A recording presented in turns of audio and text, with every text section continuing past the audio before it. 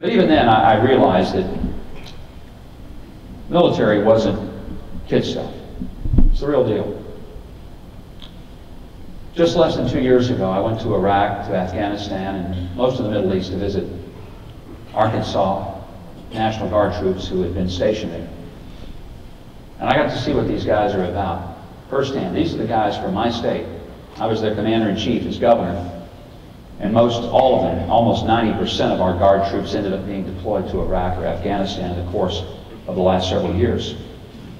And once again, I was reminded that the world war is anything but kid stuff. It takes serious commitment, amazing courage and valor, an extraordinary sense of honor and duty to do what these guys do.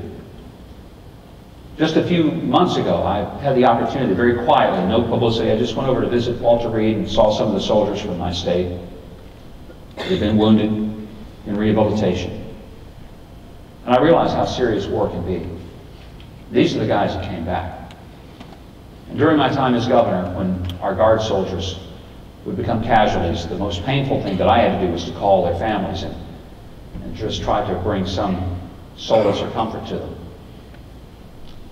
Being a soldier is serious stuff. It's not just the games kids play. We play it as kids, but we outgrow it.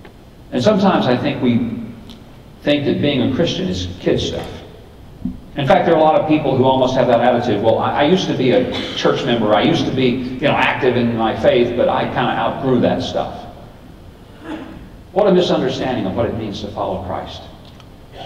And again, what I want to share with you in these few moments this morning is that to follow Christ is, in essence, to follow Him as a soldier